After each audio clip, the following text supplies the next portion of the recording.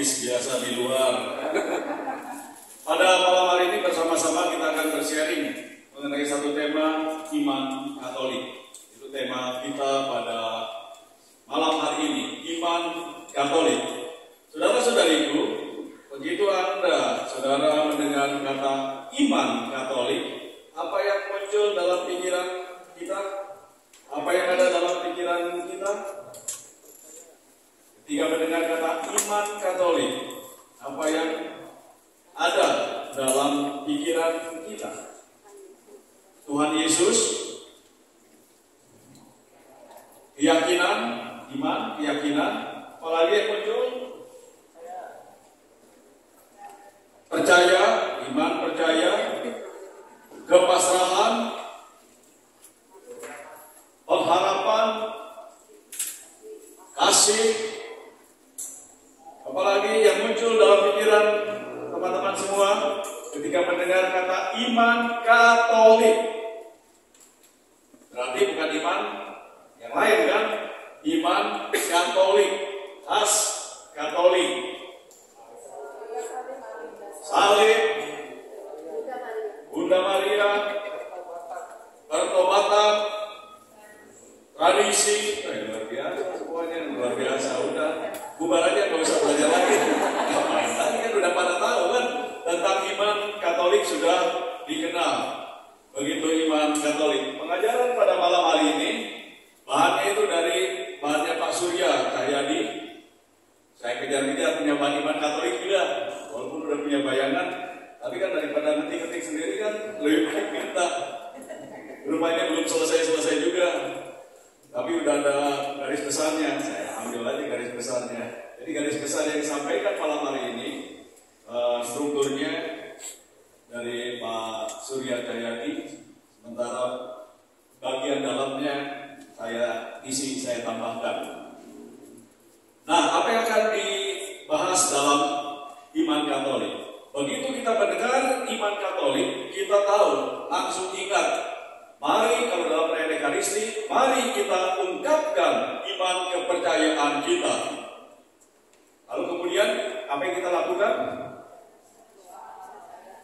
Ketika bisa, pastor berkata, minimal saya lah kalau bisa. Nggak tahu pastor lain. Saudara-saudari, sekarang marilah kita ungkapkan iman kepercayaan kita. Kemudian kita mengatakan apa?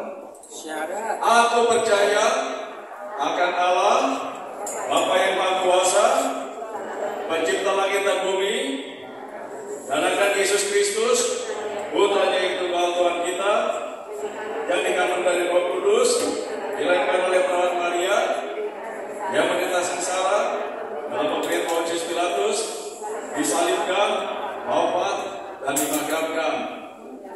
Dan turun ke tempat kematian, pada hari ketiga bangkit dari antara orang mati, yang naik ke surga, duduk di sebelah kanan Allah Bapa yang Maha Kuasa, dari situ dia akan datang mengadili orang hidup dan mati. Terus kemudian dalam percayakan Kudus, Gereja Katolik yang kudus, persekutuan para kudus, pengampunan dosa, kebangkitan badan, kehidupan kekal. Amin. Itu adalah syahadat para rasul yang sering kita bacakan, yang sering kita ungkapkan dalam perayaan Ekaristi adalah syahadat singkat. Syahadat singkat. Syahadat singkat memang mengandung semua hal yang berkaitan dengan iman Katolik. Tapi namanya juga singkat, maka dalam syahadat singkat ini kita nggak tahu ketika kita bicara, aku percaya akan Allah Bapa yang Maha Kuasa. Misalnya, gambaran Allahnya itu seperti apa sih? Dan itu hanya bisa diketahui dalam syahadat panjang. Syahadat panjang bunyinya demikian. Tadi saudara sudah mendengar sendiri kan ya, syahadat pendek. Aku percaya akan satu Allah. Itu langsung disebutkan satu Allah. Orang Kristen Allahnya ada tiga, kan? Itu yang sering kali disebut. Kalau syahadat pendek hanya dikatakan aku percaya akan Allah, Bapa yang Maha Kuasa, Pencipta langit dan bumi. Tidak ada penegasan keesaan Allah. Tapi dalam syahadat panjang, syahadat Nicea Konstantinopel dikatakan, aku percaya akan satu Allah, Bapa yang Maha Kuasa, Pencipta langit dan bumi. dan segala sesuatu yang kelihatan dan tak kelihatan. Jadi juga ada yang tak kelihatan yang diciptakan oleh Allah. Misalnya udara, misalnya yang tak kelihatan malaikat, betul. Misalnya yang lain, Roh Kudus diciptakan? Tidak, Roh Kudus tidak. Allah tidak diciptakan. Setan diciptakan tidak? Setan diciptakan tidak? Diciptakan oleh Allah setan itu? Malaikatnya. Soalnya kan setan itu malaikat, tapi yang jatuh dalam dosa. Jadi yang tidak kelihatan pun disebutkan. Dan akan satu Tuhan Yesus Kristus, Putra Allah yang tunggal. Dan dikatakan keesaan Tuhan Yesus, keilahian Tuhan Yesus, kemudian dikatakan demikian. Ia lahir dari Bapa sebelum segala abad. Allah dari Allah, terang dari terang. Tadi yang dibacakan di bagian awal itu kan ya, dari Yohanes 1 tadi. Terang dari terang, Allah benar dari Allah benar. Ia dilahirkan, bukan dijadikan, sehakikat dengan Allah, segala sesuatu dijadikan olehnya. Dan kemudian ia turun dari surga untuk kita manusia dan untuk keselamatan kita. Ia dikandung dari Roh Kudus, dilahirkan oleh perawan Maria dan menjadi manusia. Ia pun disalibkan untuk kita waktu Pontius Pilatus. Ia menderita sampai wafat dan dimakamkan. Pada hari ketiga ia bangkit menurut kitab suci. Ia naik ke surga, duduk di sisi Bapa, yang akan kembali dengan mulia mengadili orang yang hidup dan yang mati. Kerajaannya takkan berakhir. Aku percayakan Roh Kudus, yang Tuhan yang menghidupkan. Ia berasal dari Bapa dan Putra, yang beserta Bapa dan Putra disembah dan dimuliakan. Dalam syahadat pendek kita tidak pernah tahu Roh Kudus itu siapa sih? Muncul dari mana? Dalam syahadat pendek. Tapi dalam syahadat panjang dikatakan jelas. Ya Tuhan yang menghidupkan. Roh Kudus adalah Tuhan yang menghidupkan. Ia berasal dari Bapa dan Putra, yang serta Bapa dan Putra disembah dan dimuliakan. Ia bersabda dengan perantaran para nabi. Kemudian aku percayakan gereja yang satu, kudus, katolik dan apostolik. Aku mengakui satu pembaptisan akan penghapusan dosa. Aku menantikan kebangkitan para mati dan hidup di akhirat. Amin. Itu adalah syahadat panjang yang lengkap, yang menggambarkan iman kita itu seperti apa. Dikatakan syahadat para rasul, artinya apa?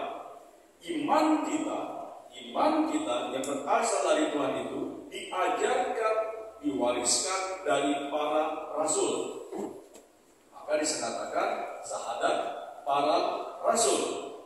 Dan kalau kita mau mengetahui apa itu syahadat, maka kita harus membaca yang namanya buku ini, Katekismus Gereja Katolik.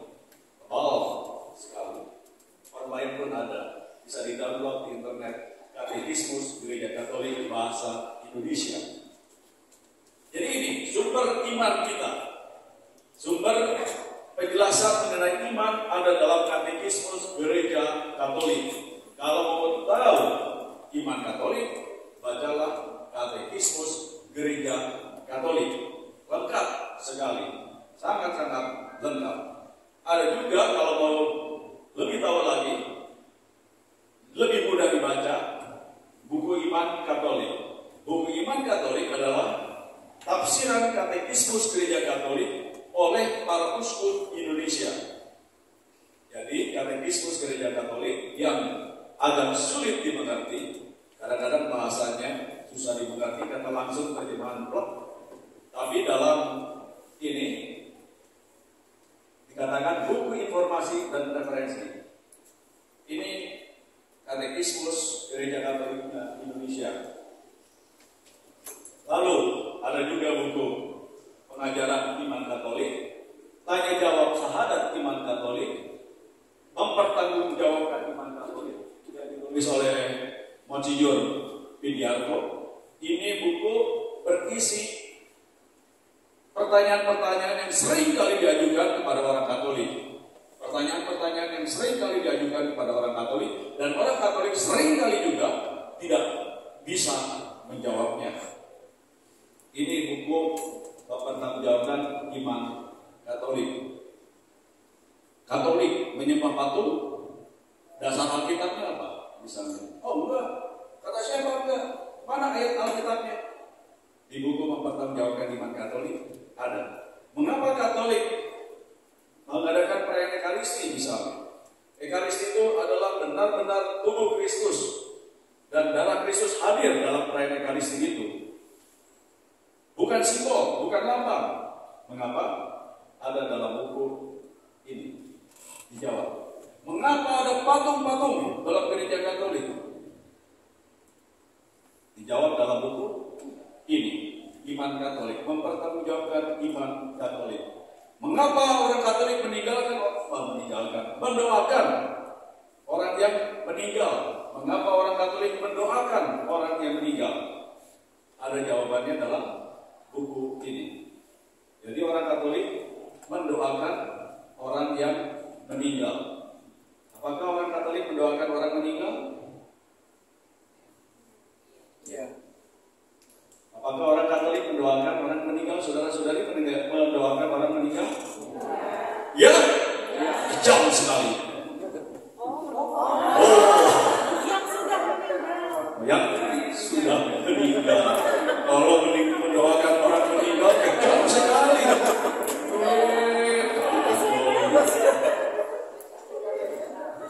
Yang sudah meninggal, mendoakan orang yang sudah meninggal. Jangan mendoakan orang meninggal. Cepat-cepat meninggal lagi. Ini juga ada didoakan oleh kita. Jadi buku ini menarik. Banyak hal yang membantu kita untuk paham mengenai iman Katolik.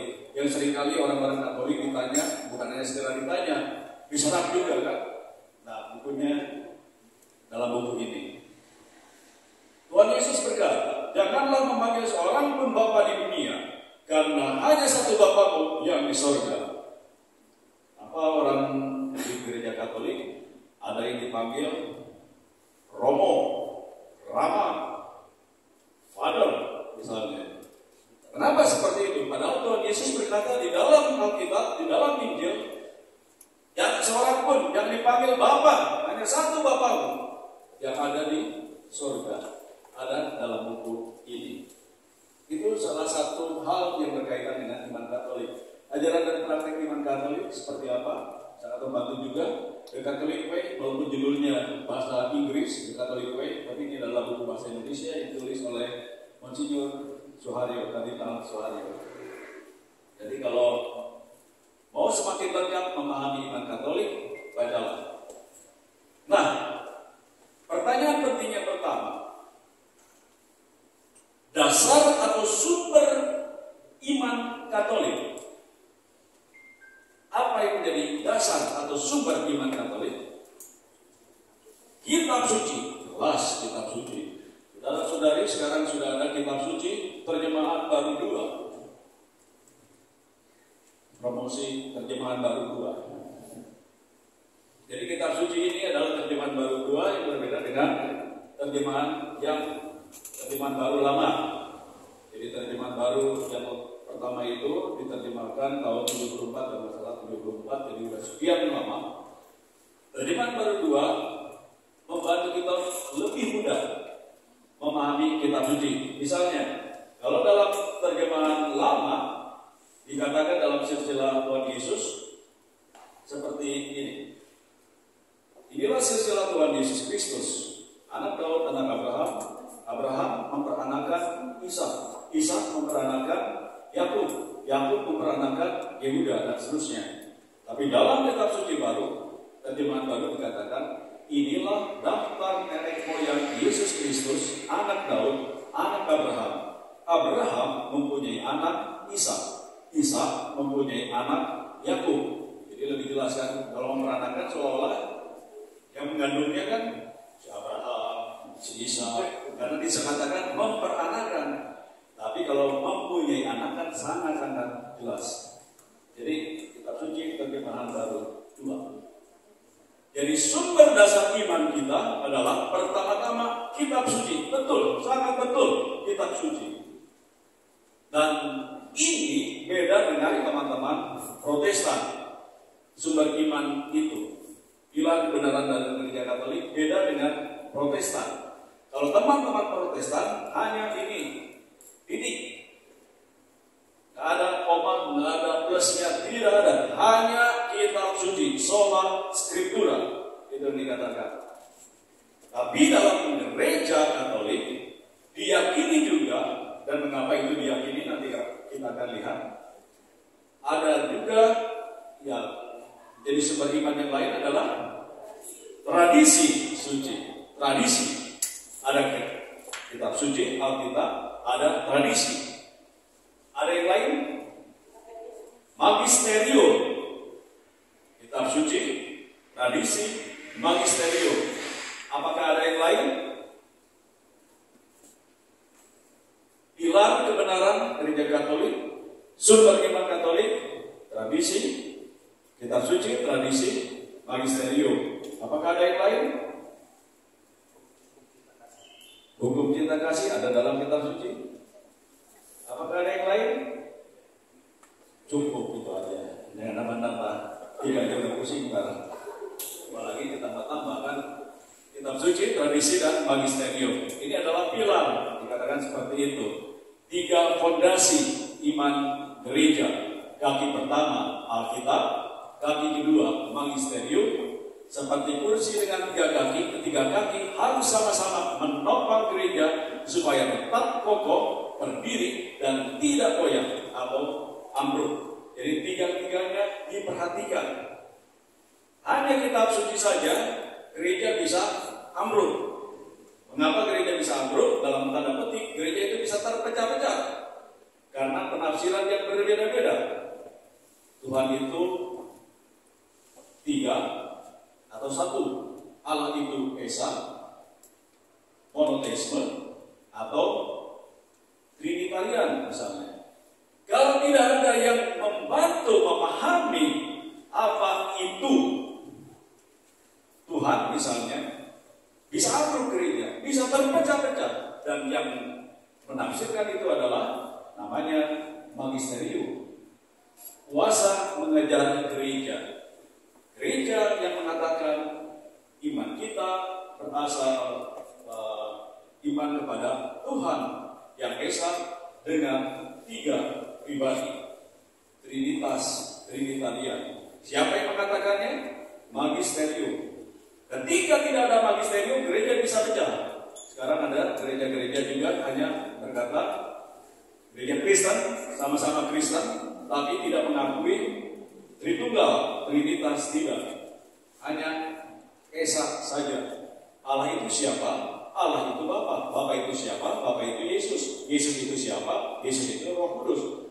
Jadi Bapa, Yesus, Roh Kudus itu sama semuanya. Dan begitu kita mengatakan Bapa, Yesus, dan Roh Kudus itu sama, berarti kita masuk dalam ajaran sesat. Karena yang sama itu adalah Allah yang satu dengan 3 pribadi. Bapa, Putra, Roh Kudus. Bapa bukan Tuhan Yesus, jelas.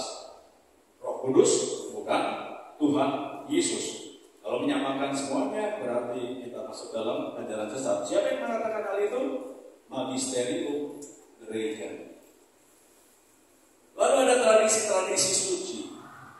Nanti kita lihat mengapa tradisi ini muncul yang menjadi salah satu pilar dalam gereja Katolik. Nah, apa yang akan kita bahas dalam waktu yang sangat-sangat singkat?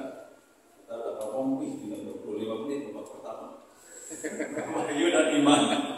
Kita akan bicara mengenai wahyu dan iman. Babak pertama 45 menit menurut jadwal yang diberikan pada saya. Wahyu dan iman.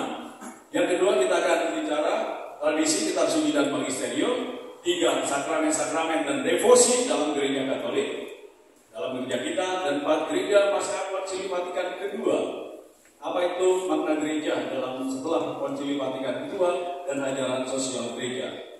Kalau masih mau nambah, ada banyak lagi. Misalnya praktisnya 10 firman Tuhan dalam kehidupan sehari-hari seperti apa sih? Dipraktekkan 10 perintah Allah, dipraktekannya seperti apa sih? Ketika Tuhan berkata, jangan membunuh. Apa sih? Apakah hanya sekedar tidak membunuh, terus orang membuat orang kopi, paek, KO? Apakah hanya sekedar itu? Tidak jelas. Jangan berzina misalnya. Jangan bersaksi dusta. Apa sesungguhnya maknanya untuk zaman sekarang? Itu juga berkaitan dengan praksis, praktek iman Katolik dalam kehidupan sehari-hari. Namun, kalau semua itu diomongkan, saudara-saudari bosan, saya juga bosan bicara. Jadi jangan panjang-panjang lah, pendek aja. Jadi itu untuk pelajaran yang lain. Jadi apa itu kita bicara mengenai wahyu dan iman? Wahyu, bukan Pak Wahyu, ini wahyu yang lain. Ada juga kan nama Pak Wahyu kan? Wahyu Kristian. Kita bukan bicara mengenai Pak Wahyu. Apakah wahyu itu?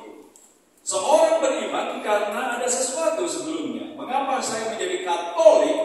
Mengapa kita percaya bahwa Yesus adalah Tuhan, Juru Selamat kita? Karena ada wahyu.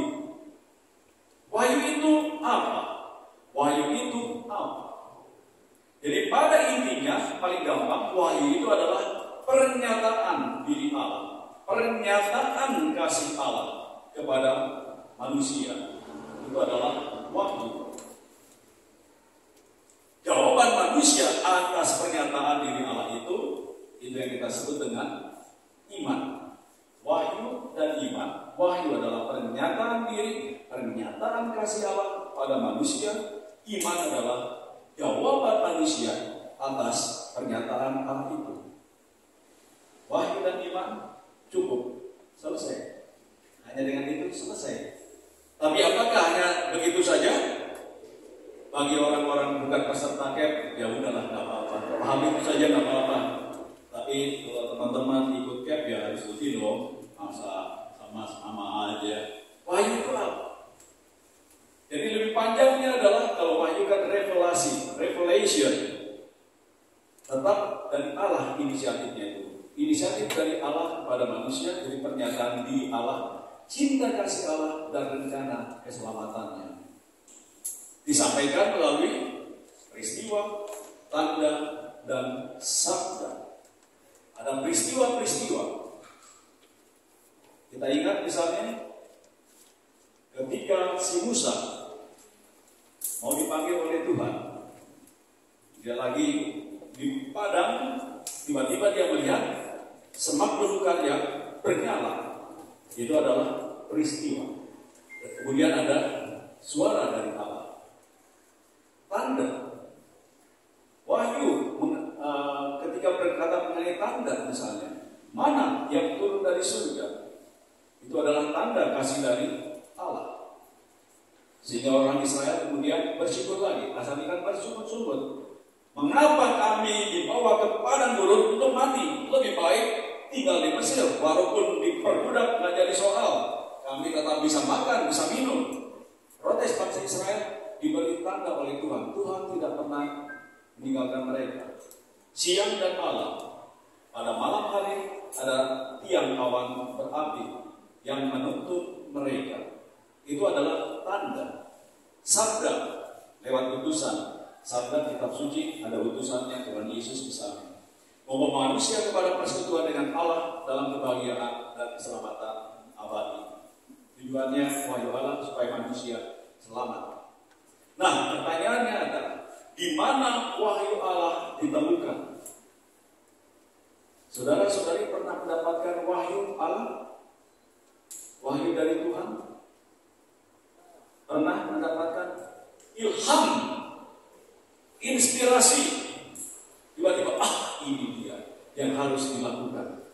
Itu kan wahyu juga, wahyu pribadi. Itu yang disebut dengan wahyu pribadi. Pernah mengalami itu? Ketika sedang punya banyak masalah, hening, diam dalam doa, tiba-tiba, ini dia yang harus saya lakukan. Itu termasuk dalam wahyu. Wahyu bisa ditemukan di mana-mana. Ketika sedang melihat alam ciptaan, jalan-jalan, suka naik ke gunung, ngelihat, di bawah ada negeri di atas awan itu, kan perasaan kita tergetarkan, luar biasa. Tuhan penciptanya ini luar biasa, dahsyat sekali. Pada saat itu kita tahu, saya kagum akan Allah yang luar biasa. Alam ciptaan membantu kita untuk menyadari Allah itu sungguh luar biasa. Ketika sedang memandang bintang yang jumlahnya banyak misalnya, itu kan alam ciptaan, kita pun bisa mengaguminya. Hanya berdecak kagum, luar biasa. Malam-malam udara cerah sekali misalnya, kita mengalami sesuatu hanya dari alam. Lihat alam yang hijau misalnya, aduh ini kan membuat batin terasa seret gitu ya, aduh enak sekali. Wahyu Allah juga bisa ditemukan dalam sesama manusia yang menderita dan tersingkir, apalagi kita seorang Kristiani. Karena Tuhan Yesus mengidentifikasikan diri dengan manusia-manusia yang tersingkir ini, yang lapar, yang haus, yang miskin, yang di penjara, yang telanjang, dan lain sebagainya. Kita tergerak untuk menolong orang lain. Tuhan memberi inspirasi kepada kita, memberi wahyu kepada kita, tolong. Yang jelas juga, kitab suci adalah sumber dari wahyu. Pertama-tama kita tahu ada wahyu yang disampaikan kepada bangsa Israel kan ya, dari perjanjian lama itu. Setelah manusia jatuh dalam dosa, Adam dan Hawa jatuh dalam dosa, terus kemudian ada pembunuhan. Siapa yang membunuh siapa? Kain dan Habel. Kain membunuh Habel. Setelah itu juga ada dosa-dosa lain, sehingga Tuhan murka. Nabi Nuh, Bahtera, banjir besar, Tuhan marah. Terus ada peristiwa menara Babel, dan kemudian Tuhan mewahyukan diri kepada seorang yang bernama Abraham. Mewahyukan diri, Abraham, tinggalkan negerimu, pergi ke negeri yang aku tunjukkan kepadamu. Negeri mana belum tahu. Engkau akan menjadi berkat bagi banyak bangsa, banyak orang. Kita tahu dari mana? Dari kitab suci perjanjian lama. Kemudian bangsa Israel yang sudah masuk dalam Kanaan, setelah keluar dari perbudakan Mesir, masuk dalam Kanaan, diingatkan oleh para nabi supaya hidup baik. Ternyata mereka hidup dalam dosa, Tuhan marah. Mereka kemudian terpencar kemana-mana, terusir karena kerajaan Israel. Karena kerajaan Israel hancur, bangsa itu dibuang ke tanah pembuangan. Tapi tetap ada suara nabi-nabi yang berkata, yang bernubuat, akan ada seorang penyelamat dari keturunan Daud yang akan membebaskan bangsa Israel dari perbudakan dosa. Wahyu itu dalam perjanjian lama, dan nubuat-nubuat itu dipenuhi dalam perjanjian baru, hadir dalam diri Tuhan Yesus. Nah, iman ini adalah sikap batin ya, jawaban manusia. Tuhan menyatakan sesuatu, pernyataan diri kasih Allah, dan jawaban kasih Allah itu seperti apa? Itu adalah iman ya. Jawaban manusia atas wahyu Allah, penyerahan diri secara total, itu adalah iman. Jadi iman adalah jawaban. Pertama-tama ada Allah.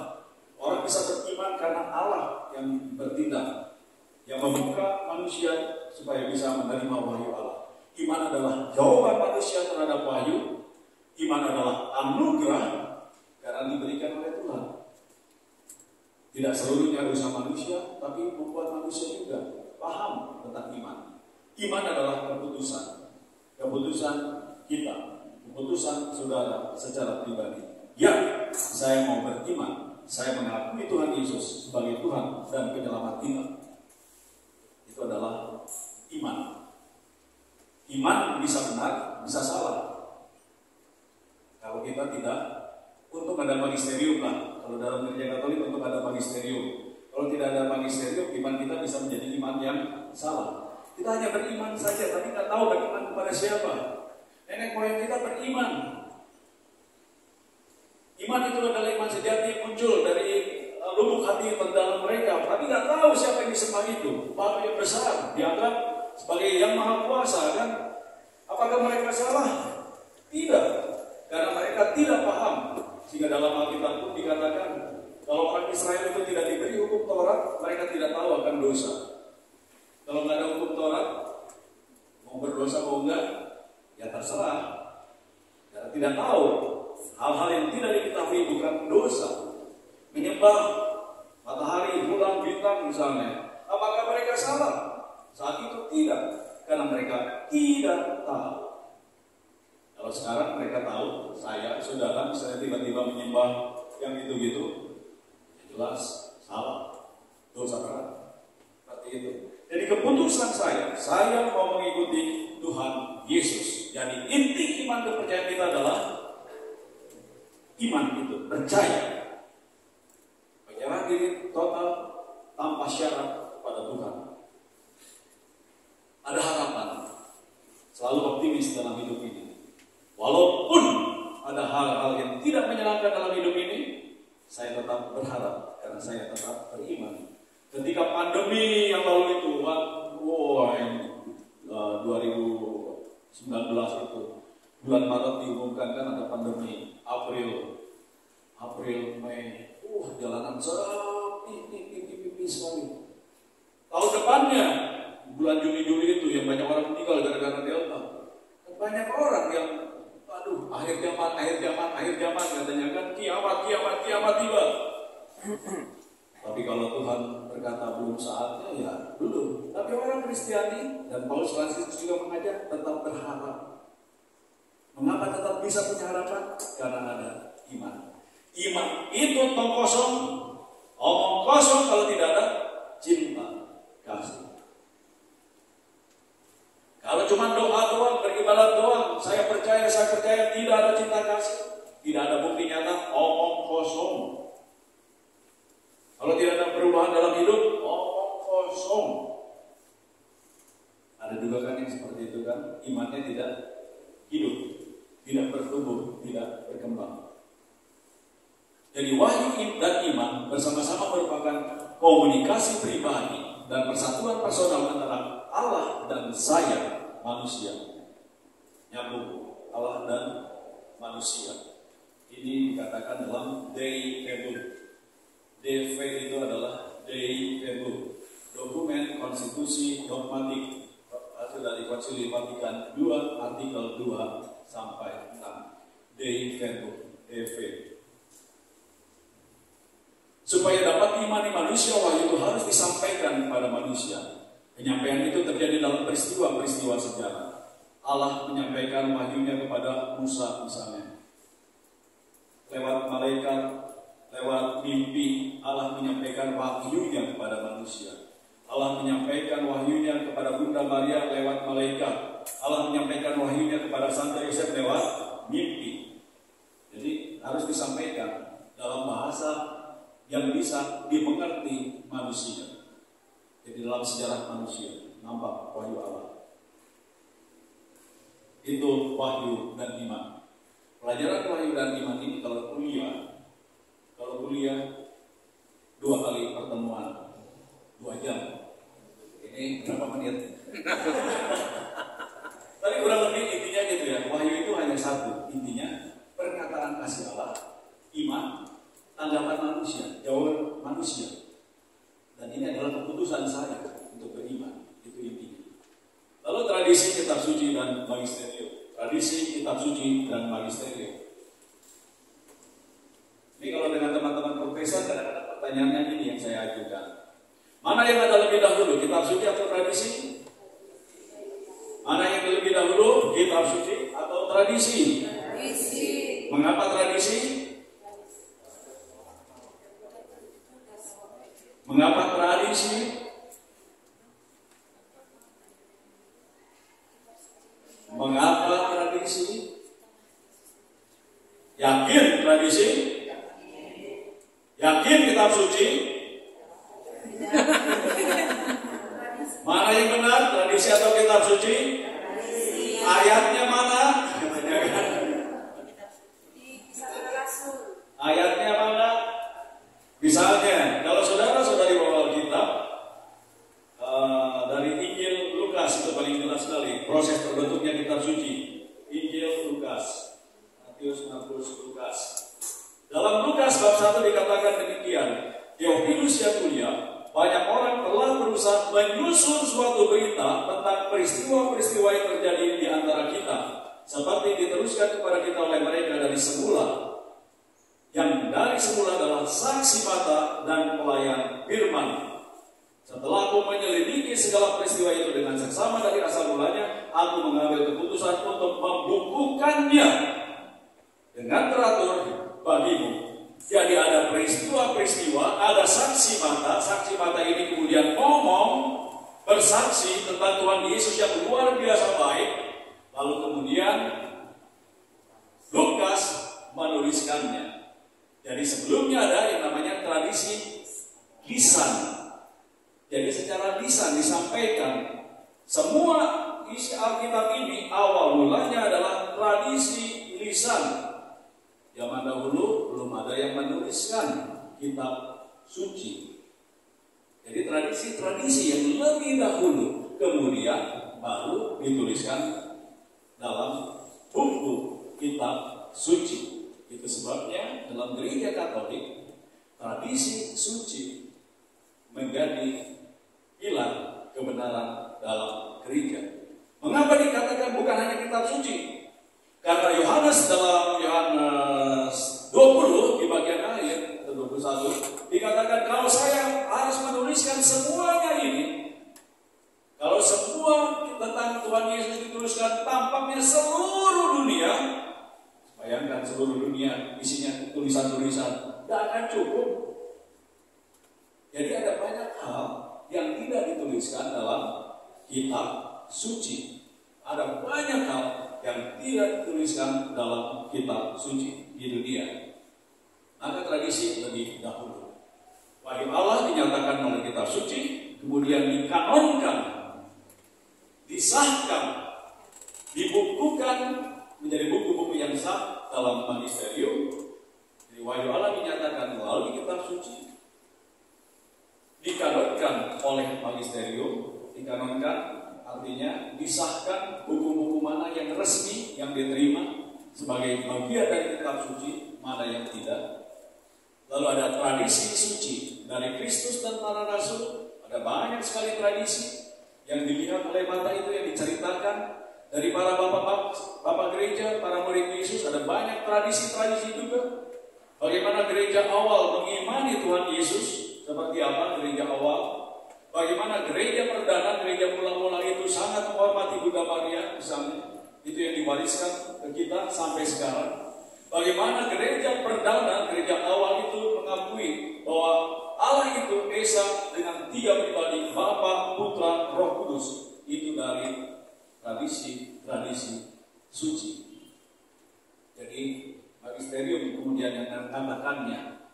Jadi wahyu Allah, tradisi suci ditegaskan. Ini dia yang tradisi suci, ini dia yang kitab suci oleh magisterium yang telah dipercayakan tugas mengartikan wahyu Allah secara otentik.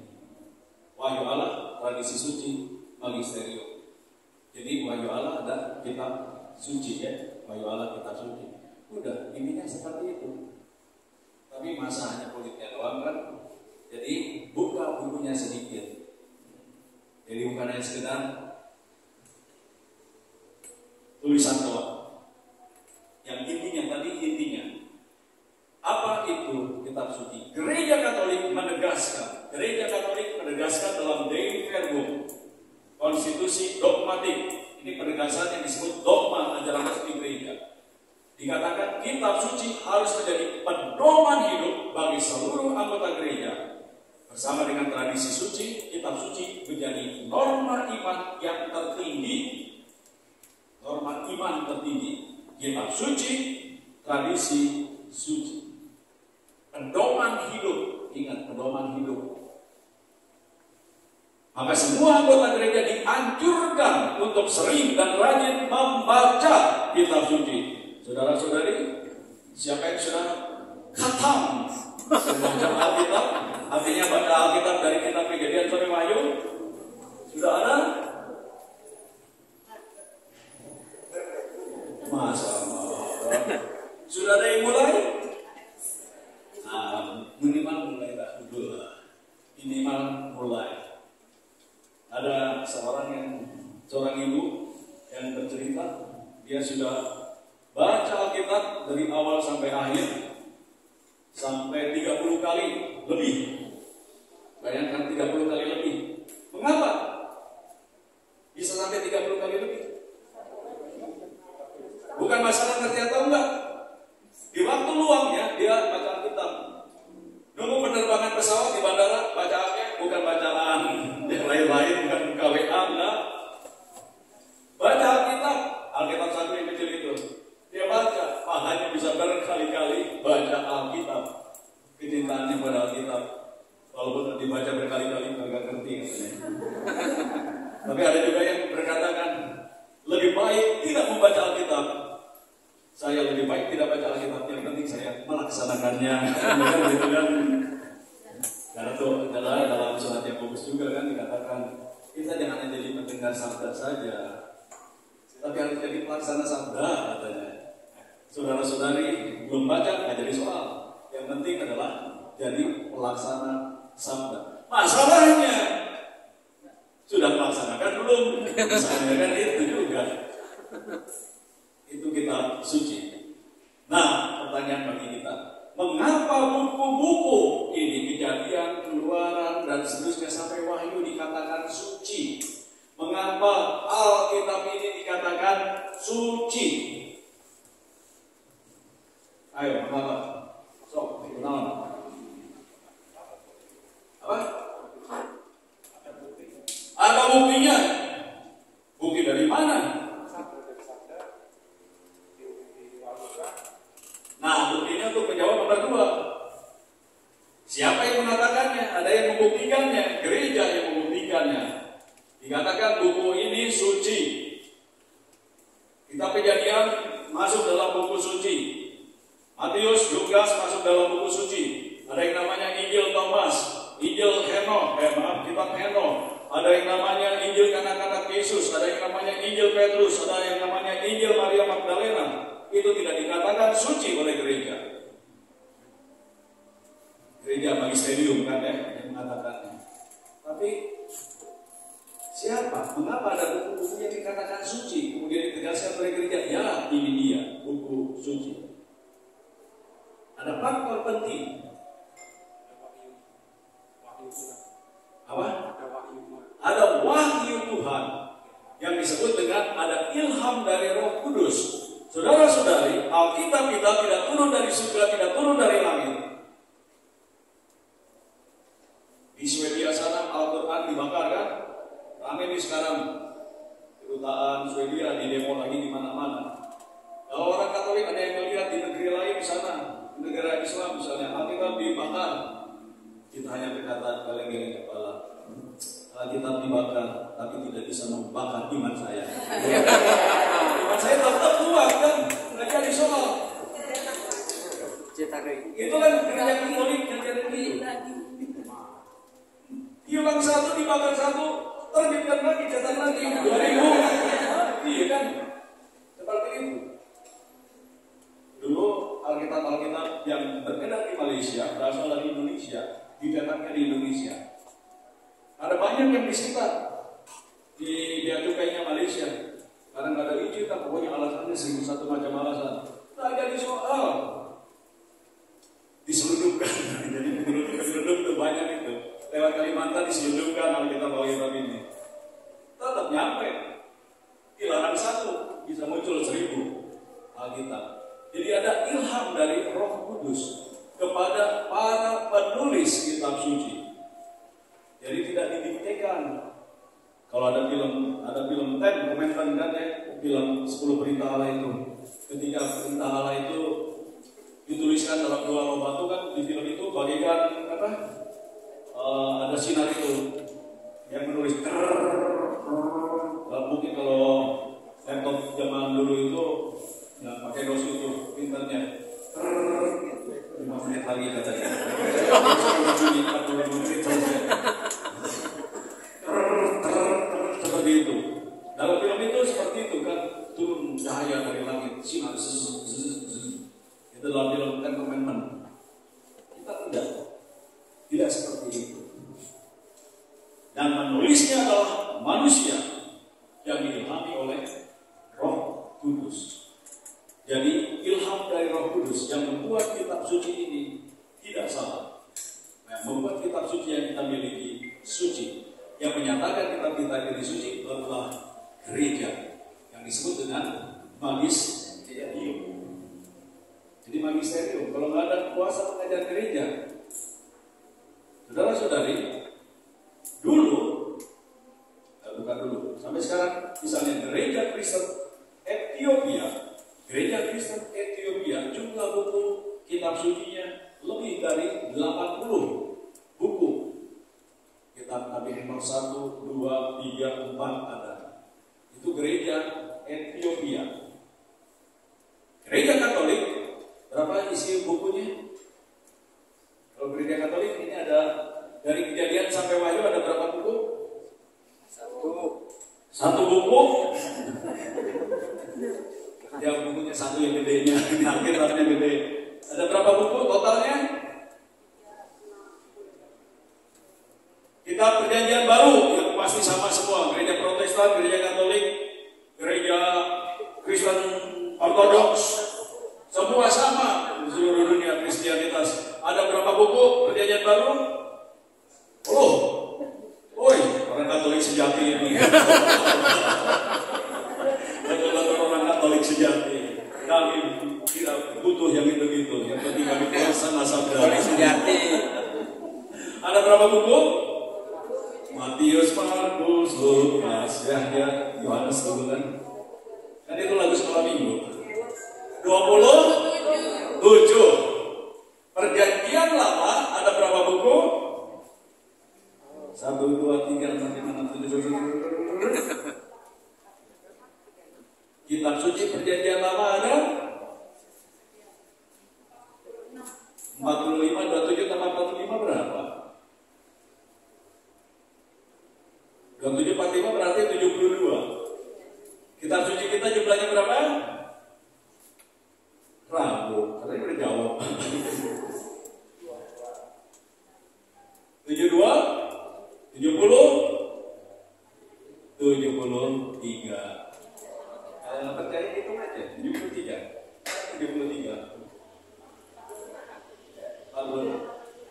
Jadi di Timotius dikatakan itu. Apa sih manfaat kitab suci itu? 2 Timotius 3, 14, 16. Seluruh kitab suci diilhamkan Allah dan bermanfaat untuk mengajar, untuk menyatakan kesalahan, untuk memperbaiki kelakuan, dan untuk mendidik orang dalam kebenaran. Kitab suci untuk mengajar supaya kita semakin beriman. Dan kitab suci kita tahu kalau saya bersalah, kalau saya berdosa, kitab suci mengajari kita bahwa saya salah. Saya salah menyebut orang jahil, bodoh, misalnya kan ada kan? Jangan menyebut seorang pun di antara kamu jahil, bodoh katanya. Kalau ngomong itu masuk tuh dalam, bukan jadi bodoh, tapi dalam Alkitab dikatakan kafir. Kafir itu ntar masuk dalam api neraka. Jangan ngejek-ngejek orang lah, intinya kan seperti itu. Memperbaiki kelakuan, apa yang harus dilakukan? Kitab suci yang berkata, mendidik orang untuk hidup dalam kebenaran. Kitab suci, seluruh kitab suci, jadi sama. Perjanjian Lama maupun Perjanjian Baru itu adalah seluruh kitab suci, semuanya diilhamkan Allah, diilham oleh Roh Kudus. Theotokos, Tuhan, Pneo artinya Roh Allah sendiri, diinspirasikan oleh Allah. Itu adalah kitab suci. Ini adalah riwayat dari sejak dahulu 382 gereja sudah menyatakan buku-buku kitab suci. Gereja Barat dan Gereja Timur mengatakan buku-buku suci itu ada 73 sampai kemudian muncul Protestantisme tahun 1500-an muncul Protestan beda dengan gereja Katolik. Gereja Protestan jumlahnya hanya perjanjian lamanya ada 39 saja. Deuterokanonikanya dihilangkan baru sekitar tahun 1500-an berbedanya. Sebelumnya sama semua. Itu kitab suci kita yang lama, Deuteronika perjanjian baru. Bapak Ibu, saudara-saudariku, kita akan lanjutkan lagi yang makan-makan, yang ngomong-ngomong, yang mendengarkan. Tradisi suci. Ajaran Katolik, tradisi suci adalah ajaran Katolik yang tertulis dalam kitab suci, yang tidak tertulis dalam kitab suci. Misalnya dikatakan dalam Kisah Para Rasul. Kisah Para Rasul 2 ayat 42. Kisah Rasul 2 42 dikatakan demikian. Mereka bertekun dalam pengajaran rasul-rasul, dalam persekutuan, dalam memecahkan roti dan berdoa. Itu dalam Kisah Rasul 2 42. Mereka bertekun dalam pengajaran rasul-rasul. Pengajaran apa yang diberikan oleh rasul?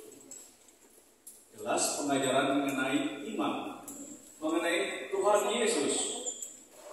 Saat itu, pada saat rasul-rasul ini mengajar, jelas belum ada kitab suci seperti yang kita miliki. Kitab Taurat Musa sudah ada tahun 100 Masehi. Para rasul ya sampai 100 Masehi, Taurat Musa sudah ada. Kitab suci perjanjian lama sampai kurang lebih tahun 200 sebelum Masehi sudah ada, tapi belum menjadi satu buku perjanjian lama, satu kitab suci. Masih berserakan perjanjian lama yang diakui maupun yang tidak diakui. Tapi saat itu dikatakan para rasul, mereka bertekun, jemaat pertama itu bertekun dalam pengajaran para rasul. Jelas pengajarannya belum seperti yang dalam Alkitab, seperti yang kita miliki. Misalnya lagi yang Yohanes 21 ayat 25 yang tadi saya katakan. Yohanes 21 ayat 25.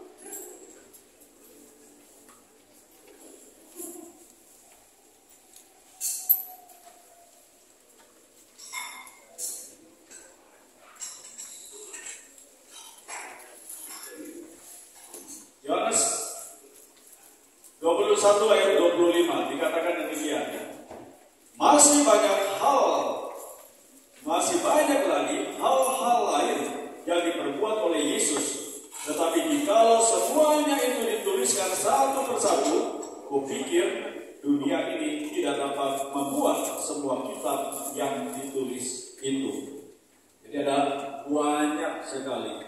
Kalau ditulis satu persatu ke atas Yohanes, penulis Injil, kupikir dunia ini tidak memuat kalau ditulis satu persatu. Bayangkan. Jadi masih ada banyak lagi hal-hal yang belum ditulis. Itu yang disebut dengan tradisi. Jadi tradisi lebih banyak daripada yang sudah dituliskan. Bisa juga nanti saudara baca di 1 Korintus 15 ayat 3, 2 Tesalonika 2 ayat 15. Magisterium intinya itu dia wewenang mengajar gereja. Itu inti dari magisterium. Jadi gereja memiliki wewenang karena Tuhan sendiri yang menghendakinya. Dikatakan dalam 1 Timotius 3 ayat 15. 1 Timotius 3 ayat 15 lengkapnya demikian. 1 Tim 3 ayat 15.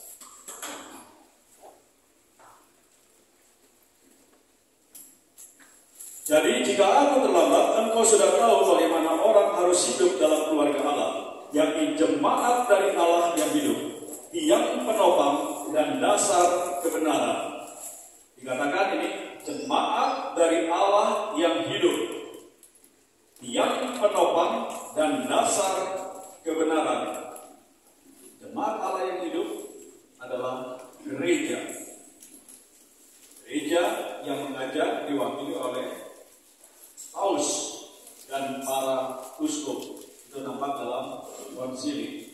Jadi tiang penopang jemaat dari Allah yang hidup, tiang penopang dan dasar kebenaran. Jadi mengapa tadi gereja kita memiliki 3 sumber iman kita yang menjadi 3 dasar, 3 tiang iman kita. Salah satunya adalah gereja atau magisterium, karena seperti yang tertulis dalam 1 Timotius 3 ayat 15. Gereja adalah penopang dan dasar dari kebenaran. Itu adalah magisterium. Dan kemudian gereja mendefinisikan kurang lebih magisterium itu apa sih, apa yang dilakukan oleh magisterium dalam KGK, Katekismus Gereja Katolik. Misalnya dikatakan demikian, KGK 85. Adapun tugas menafsirkan secara otentik sabda Allah yang tertulis atau diturunkan itu dipercayakan hanya kepada wewenang pengajar gereja yang hidup, yang kewibawaannya dilaksanakan atas nama Yesus Kristus. Jadi wewenang menafsirkan Alkitab secara otentik adalah magisterium gereja. Magisterium, bukan lain. Bayangkan kalau setiap umat menafsirkan sendiri Alkitab. Kalau engkau berdosa, kalau tangan kananmu berdosa, potonglah, karena lebih baik engkau masuk dalam kerajaan Allah dengan 1 tangan daripada 2 tangan engkau masuk dalam api neraka. Itu kan tegas dan Tuhan Yesus kan. Coba kalau ditafsirkan, ya harus dipotong. Tuhan Yesus sendiri yang bicara. Karena sabda Yesus benar. Kalau tangan kananmu, kalau kakimu, kalau matamu membuat engkau berdosa, jungkilah. Karena lebih baik masuk dengan 1 mata ke dalam kerajaan surga daripada 2 mata masuk dalam neraka. Sabda Yesus itu keras. Kalau ditafsirkan beneran seperti itu, kita rame-rame ini tempat ini sudah tangannya putus semua di gereja. Kayaknya 2 tangan lagi udah putus, matanya juga sama, mulutnya udah mencong-mencong semua karena sudah comel misalnya.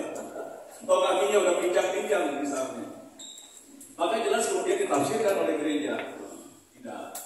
Gereja menafsirkan kitab suci bukan sepotong demi sepotong, tapi keseluruhan kitab suci. Melihatnya secara keseluruhan. Apakah ada pertentangan nggak satu sama lain? Kalau tidak, itulah yang benar. Siapa yang mengatakan itu? Gereja yang mengatakannya. Magisterium yang mengatakannya. Bukan saya misalnya. Bukan. Tapi magisterium gereja. Kuasa mengajar gereja yang menafsirkan secara otentik, bukan yang lain. Sekali lagi, kalau orang bebas menafsirkan, akan ada banyak gereja-gereja baru berdiri. Saya menafsirkan A, saya menafsirkan B. Seperti itu yang ramai, itu yang di Kupang itu kan ramai nih. Di gereja-gereja Protestan lagi ramai itu yang di Kupang itu. Gereja aliran karismatik Bawal Serot dengan si Pastor Philip Mantoba kan menafsirkannya kan baptisan selam adalah yang paling benar karena dalam kitab suci dikatakan Yesus keluar dari air. Itu ditegaskan. Kita hanya mengikuti apa yang ditulis dalam kitab suci sola scriptura itu. Yesus keluar dari air. Artinya apa? Baptisan selam yang paling benar, yang paling biblis. Itu yang dikatakan oleh Philip Mantoba. Gereja tetangganya. Karena kemudian ada baptisan lagi kan. Dibaptis lagi, semua yang ada itu banyak yang dibaptis. 2.000 orang mungkin dibaptis. Ditenggelamkan semuanya. Gereja-gereja Protestan yang tetangga itu udah kebakaran jenggot semua. Ini adalah pencurian katanya. Pencurian jemaat, mencuri jemaat. Lalu kemudian dikatakan benar enggak? Hanya baptisan selam. Ya betul. Kita Katolik. Baptisan selam oke. Dikucurkan air yang mengalir oke. Kalau Katolik. Karena apa makna Yesus keluar dari sungai? Saudara-saudari ada yang pernah berziarah ke Yerusalem? Kan Kan ada pembaruan janji baptis juga kan ya, kadang-kadang mereka yang berziarah di Yerusalem ada pembaruan janji baptis dilakukan di Sungai Yordan. Di Sungai Yordan. Mereka masuk sungai, kakinya doang, keluar lagi dari sungai. Bisa dikatakan mereka semua yang ikut ziarah itu adalah keluar dari Sungai Yordan. Seperti Tuhan Yesus keluar dari Sungai Yordan. Apa yang terjadi di sungai itu? Oh, ditenggelamkan maka. Tapi kalau orang Katolik dikucuri air lagi sebagai simbol pembaptisan, mengingat perjanjian, mengingat pembaptisan. Gereja kita lepas malam Paskah itu diperciki lagi kan sebagai simbol dari pembaptisan. Nah itu maknanya katanya. Wah, nah untung gereja Katolik punya magisterium yang menafsirkan kitab suci, yang menafsirkan kitab suci. Kata baptiso, membaptis, mencuci tangan itu disebut membaptis. Maka ada pendeta yang berkata, orang Yahudi punya kebiasaan, kalau masuk rumah dia akan membasuh kaki, sebelum makan akan membasuh tangan. Itu semua sama baptis. Kata dasarnya sama baptiso, membaptis. Jadi membaptis itu bisa keluar dari sungai, dari air, bisa cuci tangan. Masa katanya orang yang pulang dari pasar tenggelamkan dulu. Emangnya airnya ada seberapa banyak katanya. Itu dari teman-teman gereja tetangga yang ribut gara-gara ada pembaptisan selam yang dilakukan oleh Philip Mantopa. Katolik mah diam-diam aja kan, terserah lu mau ngomong apa, tapi gue punya ajaran gereja, kuasa mengajar gereja yang menerjemahkan, mengartikan kitab suci yang otentik. Itu yang dikatakan di sini. Menafsirkan secara otentik sabda Allah yang tertulis.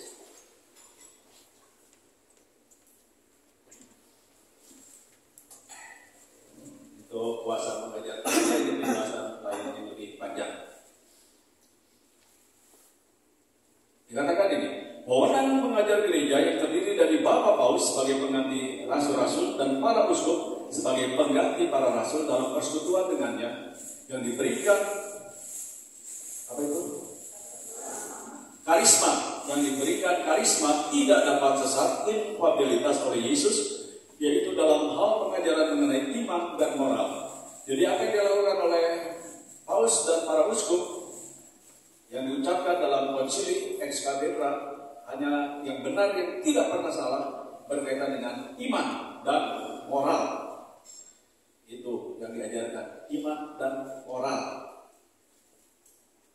Maka kita ketahui bahwa sifat infabilitas ini tidak berlaku dalam segala hal, namun hanya dalam hal iman dan moral, yaitu pada saat mereka mengajarkan dengan tindakan definitif seperti yang tercantum dalam dogma dan doktrin resmi gereja Katolik.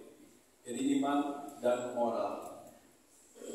Paus mengucapkan, yuk kita pelihara lingkungan hidup. Pada seluruh orang Katolik dihimbau. Itu diucapkan oleh Paus Fransiskus dalam ensiklik Laudato Si, ajaran sosial gereja Laudato Si. Apakah semua orang Katolik mengikutinya? Tidak. Tidak mengikutinya tidak dihukum oleh gereja. Tidak dikatakan kamu sesat. Tidak. Karena itu adalah himbauan. Ingat, demi masa depan, jagalah lingkungan hidup. Kita sebagai umatnya nyadar juga kan, memang bagus, sangat-sangat bagus kalau kita pelihara dan jaga lingkungan hidup misalnya. Tapi kalau kita tidak ikuti apa yang dikatakan, dihimbau itu ya tidak dosa, tidak salah. Tapi kalau berkaitan dengan iman dan moral, itu wajib diikuti. Itu magisterium. Sakramen. Sakramen artinya apa? Saudara-saudari sudah dibaptis semua? Sudah menerima sakramen penguatan?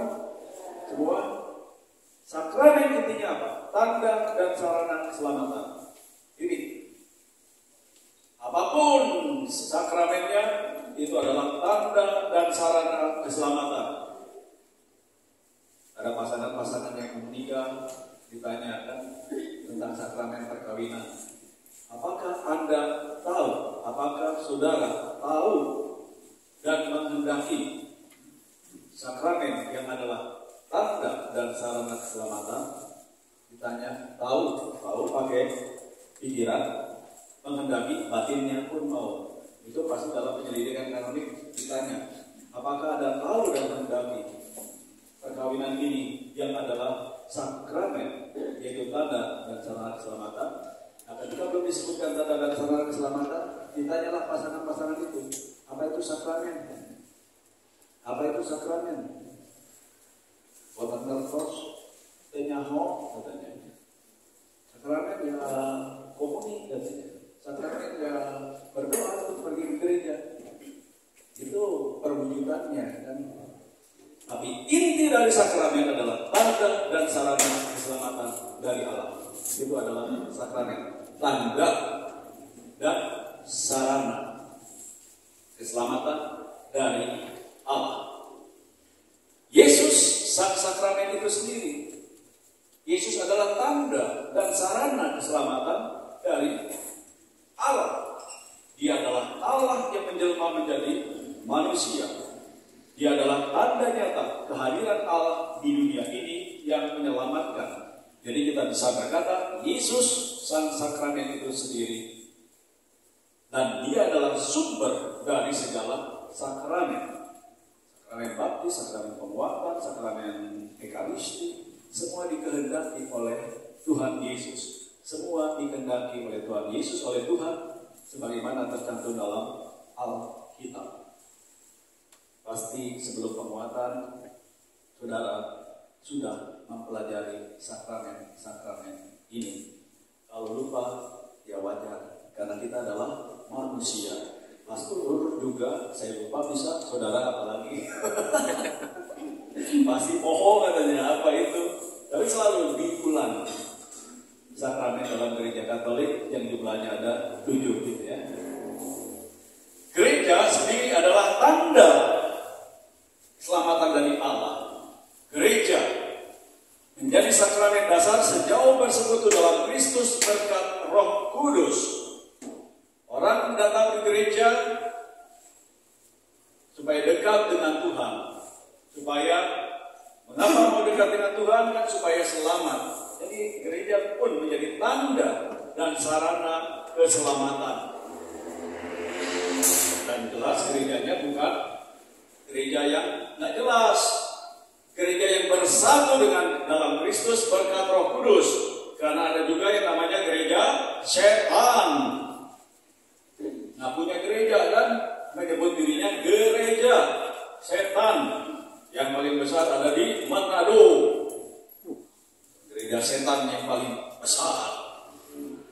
Di sana, di Bandung konon ada juga. Katanya itu Menggurita itu tempatnya gereja setan katanya. Padahal bukan. Ada kan rumah gurita kan di mana dekat sini? Pastor itu kan ya rumah gurita. Di atasnya ada gurita. Padahal bukan kalau itu. Jadi gerejanya harus bersatu dalam Kristus berkat Roh Kudus. Kalau enggak, bukan gereja. Bagi kita, misalnya teman-teman saksi Yehova, bukan gereja. Karena beda pemahaman tentang Yesusnya. Yesus adalah manusia unggul, manusia belaka, bukan Tuhan. Misalnya itu yang dikatakan oleh teman-teman dari saksi Yehova. Kalau gereja lain yang mengakui baptisan yang sama, Bapa, Putra, Roh Kudus, misalnya, itu kita akui sebagai gereja. Katolik mengakui pembaptisan di gereja-gereja lain yang baptisannya dengan cara Bapa, Putra, dan Roh Kudus rumusannya. Jadi semua yang berumusan Bapa, Putra, dan Roh Kudus, air mengalir, entah ditenggelamkan atau airnya mengalir, pokoknya mengalir. Bagi Katolik, baptisannya sah. Jadi kalau ada teman-teman Kristen Protestan atau Kristen mana yang masuk gereja Katolik, ditanya, mana surat sakramen permandian yang lama? Di situ akan kelihatan baptisannya. Telah dibaptis dalam nama Bapa, Anak, dan Roh Kudus. Jadi kalau masuk dari Katolik tidak akan dibaptis lagi. Karena baptisan dari gereja Katolik, terutama dari yang PGI, yang anggota PGI, pasti diakui oleh gereja Katolik. Tidak akan ada dikucuri lagi. Kecuali kalau ragu dibaptis dalam nama Bapa, Anak, dan Roh Kudus, yaitu Yesus Kristus misalnya. Ini tidak jelas nih. Bapa, Putra, Roh Kudus, yaitu Yesus Kristus. Yesus Kristus adalah salah satu pribadi dalam Allah yang Esa tadi. Jadi rancu. Maka kalau yang surat baptisnya ada tulisan seperti itu, pasti dibaptis. Bukan dibaptis ulang ya. Pasti dipermandikan lah benar-benar. Karena permandian yang lama tidak sah. Seperti itu. Jadi kalau Bapa, Putra, Roh Kudus, Bapa, Anak, Roh Kudus, pasti diterima resmi. Sebagai sakramen dasar, gereja membagikan rahmat Kristus melalui perayaan sakramental. Jadi sarana keselamatan itu ya, sarana keselamatan, sakramen Ekaristi lah, terutama yang paling kita rasakan, dan sakramen tobat pengampunan dosa. Arti kata sakramen sendiri berasal dari kata mysterion Yunani yang diterjemahkan ke bahasa Latin dengan dua kata, mysterium dan sacramentum. Misteri, rahasia, sacramentum, tanda itu tadi. Jadi ada yang rahasia diperlihatkan di dunia ini. Jadi tanda yang kelihatan dari kenyataan yang tak kelihatan itu, yang rahasia itu. Tanda yang kelihatan, karena kelihatan kan dikucuri air, Bapa, Putra, Roh Kudus. Ada juga gereja yang diperciki doang. Misalnya kalau ada pembaptisan nih, ada pembaptisan yang membaptisnya itu hanya perciki, cocok misalnya. Nah itu pasti tidak sah pembaptisannya. Ada beberapa gereja yang seperti itu juga sih. Karena umatnya banyak. Di gereja Amerika, Katolik Amerika, pernah terjadi juga gini oleh pastornya. Saya membaptis engkau dalam nama Allah yang Esa, Bapa, Putra, dan Roh Kudus. Jadi membaptisnya pakai rumusan, aku membaptis engkau dalam Allah yang Esa, Bapa, Putra, dan Roh Kudus. Jadi pastor ini sudah berkarya, terus kemudian sudah meninggal, sudah berkarya puluhan tahun. Begitu diketahui rumusannya seperti itu, semua yang pernah dibaptis oleh pastor itu dibaptis ulang semuanya. Karena rumusan Allah yang Esa, Bapa, Putra, Roh Kudus. Baptisan yang sah, aku membaptis engkau dalam nama Bapa, Putra, dan Roh Kudus. Itu terjadi tahun lalu di Amerika Serikat. Jadi orang berbondong-bondong lagi dibaptis lagi, orang-orang dewasa. Sakramentum adalah tanda perjanjian bahwa kita adalah umat Allah, milik Allah sendiri. Jadi sakramen adalah tanda yang kelihatan dari misteri Kristus yang tidak kelihatan. Yesus Kristus hadir dalam rupa hostia dan anggur. Yesus tidak kelihatan hostia dan anggur. Tuhan Yesus hadir, Bapa, Putra, Roh Kudus hadir dalam sakramen permandian misalnya. Itu kan tidak kelihatan Bapa, Putra, Roh Kudus ini. Tidak kelihatan. Saudara mau cepat melihat Bapa di surga? Di surga cepat lihat. Silakan malam ini Tuhan panggil saya ke surga. Baru bisa melihat langsung. Lalu sakramen tobat itu yang kelihatan. Pastornya berkata, saya melepaskan engkau dari dosa, Bapa, Putra, dan Roh Kudus. Tanda yang kelihatan pakai tanda salib dan ada kata-kata Bapa, Putra, dan Roh Kudus. Yang mengampuninya Tuhan. Jadi bukan pastornya yang mengampuni. Jadi intinya tanda dan sarana keselamatan siapa yang membuatnya adalah Yesus Kristus. Ini hanya tambahan saja. Ada sakramen-sakramen yang punya materai. Dicap, jebret, Wasilius Hendra Kimawan, jebret. Artinya hanya diterima satu kali.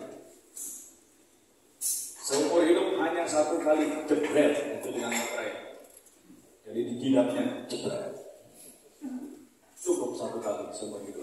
Penguatan satu kali, imamat satu kali. Yang lain bisa lebih dari satu kali. Sakramen Ekaristi jelas berkali-kali. Sakramen tobat berkali-kali. Sakramen perkawinan berkali-kali, bisa lebih dari satu. Kalau perkawinan jangan berkali-kali. Kalau berkali-kali mengharapkan pasangannya cepat, cepat meninggal kan. Kalau berkali-kali seperti itu. Sakramen pengurapan orang sakit bisa berkali-kali. Baptis, penguatan dan imamat hanya satu kali. Ini lambang-lambang dari sakramen. Yang ini lambang dari sakramen apa? Sakramen baptis. Ini penguatan. Ini tobat. Ini perkawinan. Ini berminyak pengurapan. Oh, goyang-goyang ya? Gempa atau gempa? Ada gempa ya? Enggak, bukan. Iya, goyang-goyang. Di sini enggak? Ada yang merasa gempa ya? Enggak ya?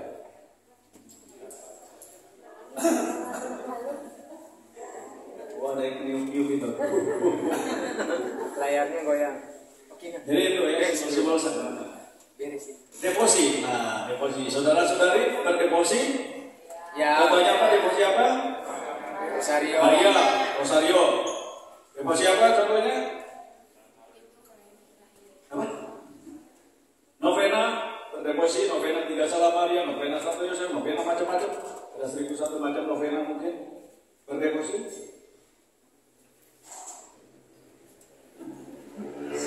Deposi apa misalnya? Yang kadang-kadang kita doakan juga. Kalau yang itu bisa pagi, misalnya sebelum bisa ada doa. Itu adalah salah satu doa deposi. Didoakan mangga, nggak didoakan, nggak jadi soal. Jadi kalau misalnya ini Lorenzo ini lucu juga. Mari kita berdoa Angelus, langsung pada berdiri. Ngapain berdiri? Saya mau menyuruh berlutut aja cukup enak hati. Kalau duduk juga nggak apa-apa. Tapi karena kebiasaan berdiri langsung. Kita berdoa Angelus katanya, malaikat Tuhan pada langsung berdiri kan. Sebenarnya berlutut lebih tepat. Lebih tepat sebenarnya berlutut. Atau yang lututnya sakit duduk. Dan duduk berdiri. Tapi karena kebiasaan berdiri. Jadi ada macam-macam devosi. Jalan salib, devosi. Itu yang kita lakukan juga kan, jalan salib. Terutama masa Prapaskah selalu ada kan, setiap Jumat ada. Mau ikut berdoa maka tidak berdoa tidak berdosa. Dianjurkan. Jadi devosi yang baik selalu dianjurkan. Jadi contohnya Jumat pertama itu juga adalah devosi. Jumat pertamanya untuk menghormati hati kudus Yesus, Rosario, doa kepada novena Santo Yudas Tadeus misalnya, novena Santo Yosef dan lain sebagainya, jalan salib, adorasi sakramen Maha Kudus itu disebut devosi. Kalau umat Katolik tidak melakukan, tidak berdosa, tapi sangat dianjurkan devosi yang jalan salib misalnya, sangat dianjurkan, terutama pada masa Prapaskah. Novena Jumat Kudus Yesus dianjurkan Jumat pertama. Nah, mengenai devosi, kadang-kadang kita orang Katolik ditanya, kenapa menyembah Bunda Maria? Kenapa berdoa kepada patung-patung itu atau santa? Jadi ada pemahaman yang harus dipahami oleh kita. Jadi ada 3 hal yang harus diketahui. Berbeda penghormatan atau penyembahan ya. Yang pertama adalah latria. Latria. Ini hanya disebut penyembahan. Hanya kepada Allah saja. Latria bisa juga diterjemahkan dengan adoration, adorasi. Tapi nuansanya adalah latria itu penyembahan hanya kepada Allah, titik. Devosi sakramen Roh Kudus, walaupun namanya devosi, itu adalah latria, penyembahan, bukan penghormatan. Itu yang paling tinggi, hanya kepada Allah. Yang kedua, yang namanya dulia. Ya, kita berdoa, malaikat Tuhan, dulia. Berdoa, mohon perlindungan dari Santo Mikael, itu dulia. Santo Yosef dan lain sebagainya, itu adalah dulia. Penghormatan kepada orang suci, devosi kepada para malaikat dan orang kudus. Nah, khusus kepada Bunda Maria, namanya adalah di atas dulia, hiper dulia, penghormatan yang lebih khusus. Kenapa? Karena dia penuh rahmat. Salam Maria penuh rahmat. Maria penuh rahmat membuat dia tidak bernoda. Dan bulan Desember secara tradisional adalah devosi kepada Maria yang tidak bernoda. Dan hiperdulia ini hanya kepada Bunda Maria, menghormati Bunda Maria. Walaupun sama-sama adorasi, penghormatan, tapi kita tahu Bunda Maria penghormatannya lebih daripada Santo, Santa, dan malaikat. Malaikat agung, Mikael dan Rafael. Jadi latria hanya kepada Allah. Yang kedua, Bunda Maria hiperdulia, ya, lalu dulia pada para orang kudus. Serta pasti sudah tahu sekarang.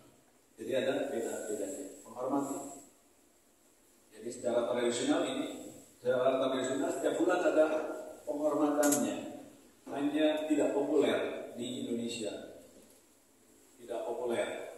Jadi misalnya bulan Januari kita menghormati nama Yesus. Menghormati nama Yesus. Bulan Februari keluarga kudus. Bulan Maret Santo Yosef. April Ekaristi Kudus dan Roh Kudus. Ekaristi Kudus dan Roh Kudus. Bulan Mei Bunda Maria, Perawan Maria.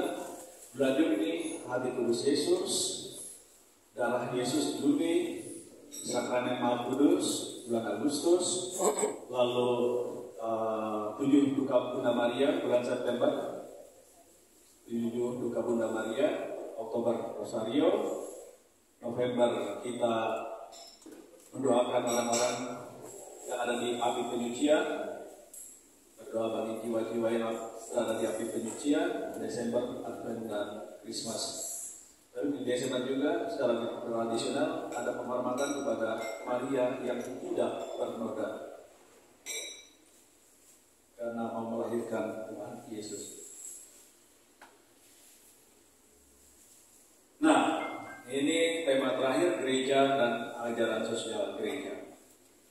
Dulu gereja itu sangat hierarkis, sangat hierarkis. Dulu sebelum Konsili Vatikan II, segala sesuatu diputuskan oleh hierarki. Jadi sangat strukturalnya itu sangat ditekankan. Struktur gereja sangat ditekankan. Ada paus, di bawah paus ada uskup, di bawah uskup ada imam, di bawah imam ada diakon, di bawah diakon ada kaum awam. Jadi kaum awamnya hanya yes. Kalau di Cibubur dikatakan kumaha ramawai, gini, kumaha ramawai. Jadi terserah pastor aja, pastor mau ngomong apa terserah. Itu gereja sebelum Vatikan II.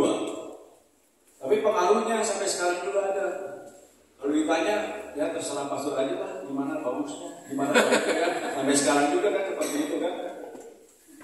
Itu gereja sebelum Konsili Vatikan II. Jadi Tuhan Yesus, Paulus katakanlah seperti itu. Yang paling dekat dengan Tuhan Yesus ya Paulus, karena wakil Kristus kan, vikaris Kristi. Ketika Paus Benediktus ke-16 mengundurkan diri, gereja bingung. Yang bingung bukan gereja, para teolog. Pausnya ada dua. Satu paus yang bertahta, satu paus emeritus. Dua-duanya paus. Dua-duanya disebut Vicaris Christi, wakil Kristus. Masa wakil Kristus ada dua di dunia? Wah, itu kan para teolog itu pusing setengah mati. Jawabnya gimana nih? Kalau wakil harus ada satu doang. Maka paus kan harus biasanya selalu satu.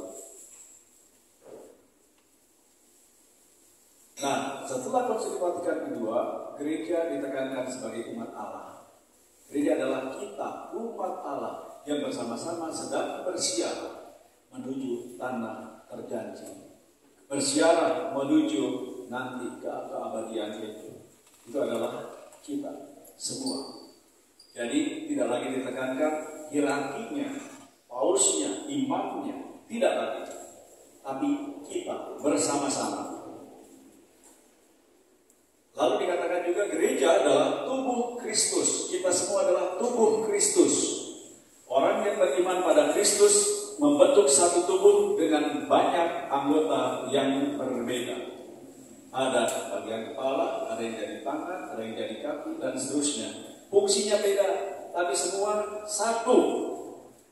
Kalau yang satu tidak ada, kita bisa pincang, bagaikan tubuh itu bisa pincang, tidak lengkap. Jadi yang ditekankan adalah tubuh Kristusnya. Gereja adalah tubuh Kristus. Lalu dikatakan juga menurut Konsil Vatikan II, gereja adalah mempelai Kristus. Gereja disebut mempelai karena Tuhan menyebut dirinya sebagai mempelai laki-laki. Efesus 5 sangat kuat menekankan hal itu. Ketika Paulus berkata mengenai kasih Kristus adalah dasar hidup suami istri. Tunduklah seorang kepada yang lain di dalam takut akan Kristus. Hai istri, tunduklah kepada suamimu seperti kepada Tuhan. Karena suami adalah kepala istri sama seperti Kristus adalah kepala jemaat. Dia yang menyelamatkan tubuh. Karena sebagaimana jemaat tunduk kepada Kristus, demikian juga istri tunduk kepada suami dalam segala sesuatu. Para istri, ingat ini. Hai istri, tunduklah pada suamimu dalam segala sesuatu. Tergantung. Para istri ingat itu, dalam segala sesuatu. Tergantung. Tapi ingat, Paulus juga berkata, hai suami. Dikatakan, hai suami, kasihilah istrimu sebagaimana Kristus telah mengasihi jemaat dan telah menyerahkan dirinya bagi jemaat itu. Aman, istri tunduk, suami mengasihi seperti Kristus. Kristus tidak pernah ingkar janji, Kristus selalu setia. Aman kan? Benernya. Iya, siap tunduk pada suami kalau suami-suami mengasihi seperti Kristus. Kalau enggak, dulu. Dari duit cicing. Jadi terus dikatakan ini. Rahasia ini besar, tapi yang aku maksudkan ialah hubungan Kristus dan jemaat. Hubungan Kristus dan jemaat. Kristus mempelai laki-laki, jemaat mempelai perempuan. Kristus menghendaki gereja untuk selalu bersatu dengannya dan patuh dalam cinta kasih dan kesetiaan. Itu adalah mempelai Kristus. Juga kita disebut gelisah Roh Kudus, baik Roh Kudus. Disebut demikian karena Roh Kudus tinggal di dalam kita. Saudara-saudariku, coba lihat kiri dan kanannya, ada Roh Kudusnya enggak? Atau Roh Kudus, atau Roh Kuda? Roh Kudus membuat kita menjauh, Roh Kuda lebih jauh lagi kamu. Di dalam diri kita, gereja sangat melihat ada Roh Kudus. Maka gereja sangat menghormati setiap manusia karena Roh Kudus hadir di tempat itu. di dalam diri kita. Roh Kudus membangun gereja dalam cinta kasih melalui sabda Allah, sakramen-sakramen, keutamaan-keutamaan, dan karisma-karisma. Ini adalah gereja pasca Konsili Vatikan kedua.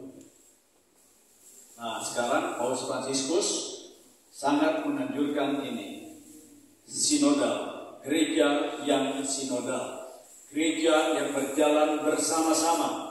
Ini simbolnya, lihat, simbolnya ada uskupnya, ada anak kecil, ada suster, ada anak kecil, ada pasangan-pasangan suami istri, ada orang tua yang sudah tua, ada senior, ada yang sakit. Semuanya berjalan bersama-sama. Tidak ada yang dikecualikan. Semuanya. Saya dan teman-teman semua berjalan bersama. Oleh karena itu, Paus Fransiskus memperlihatkan sinodalitas itu bersama-sama berjalan, synodos, berjalan bersama lewat sinode yang akan berpuncak tahun ini 2023. Karena ada sinode. Sinode biasanya hanya bahan-bahannya itu dibahas oleh para uskup doang. Para uskup bersama dengan kardinal dan paus, biasanya sinode itu bahannya dibahas oleh mereka. Lalu pada expert saja, ahli. Tapi sekarang dibahas oleh semua. Pasti saudara-saudari pernah diajak bicara mengenai sinode dalam lingkungan, yang tidak aktif dalam lingkungan, ditanya lewat medsos, jawab lewat secara elektronik gitu ya, jawab pakai Google Form. Jadi semua ditanya, yang aktif maupun yang tidak aktif semua ditanya, tua muda semua ditanya. Karena apa? Karena gereja berjalan bersama untuk komunian, persekutuan, berpartisipasi, dan misi. Semua punya misi, bukan hanya para imam, suster misalnya, atau pengurus gereja, tidak. Semuanya ikut berpartisipasi dalam misi. Semua adalah persekutuan, komunitas. Ini yang dibuat oleh Paus Fransiskus pertama kali. Dari dulu sinode para uskup tidak pernah melibatkan umat. Umat hanya menerima hasilnya. Sekarang tidak.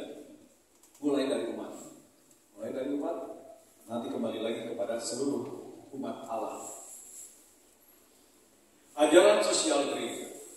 Gereja hidup dalam dunia nyata. Gereja hidup dalam dunia nyata. Gereja itu siapa? Saya dan saudara. Semuanya gereja. Kita adalah gereja. Itu adalah bangunan gereja.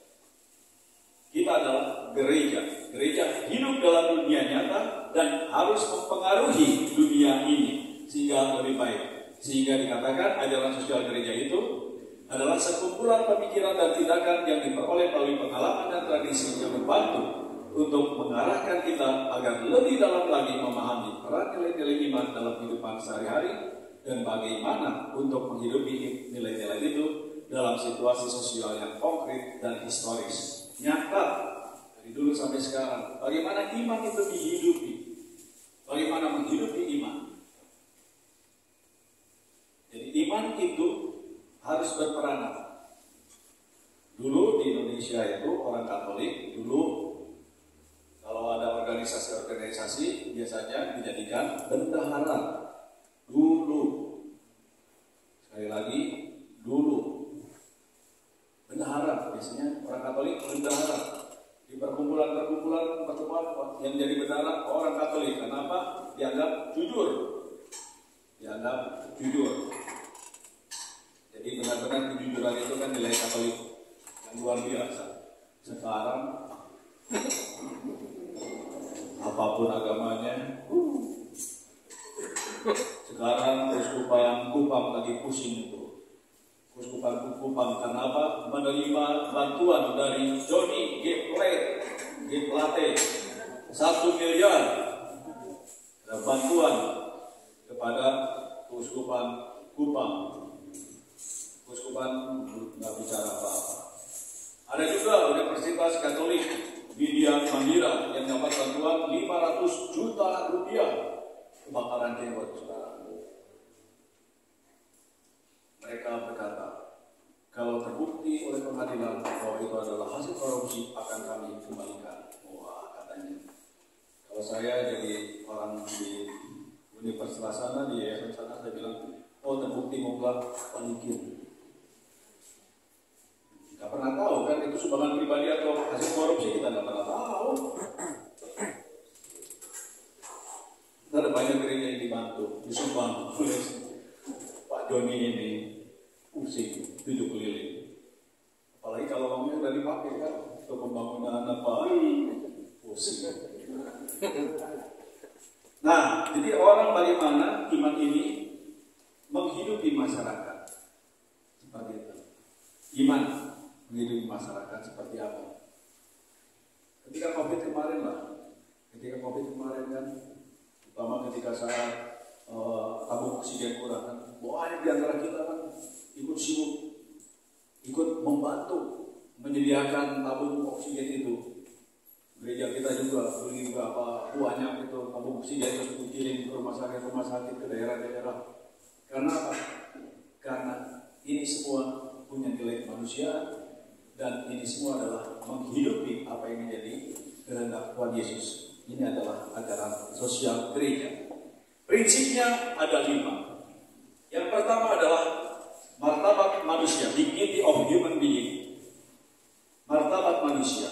Setiap individu harus dihargai martabatnya. Mau dia LGBTQ, dihormati martabatnya. Jadi yang gay, homoseks, lesbian itu dihargai sebagai manusia. Martabatnya ya, perilakunya beda, perilaku beda. Tapi manusianya dihormati, sangat-sangat dihormati. Dan Gereja Katolik adalah satu-satunya agama di dunia yang berkata bahwa setiap manusia punya kebebasan beragama. Kebebasan hidup semuanya mengakui kan, kebebasan untuk hidup tanpa paksaan, tanpa ancaman, itu semua diakui oleh agama-agama. Tapi yang beda, dan tidak ada dokumen resmi tertulis dari agama lain, setiap manusia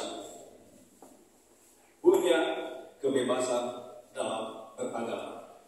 Itu sebabnya misalnya kalau ada orang yang menikah di gereja Katolik, walaupun agamanya berbeda, di kita boleh. Enggak. Yang Katolik tetap Katolik, yang non-Katolik tetap non-Katolik.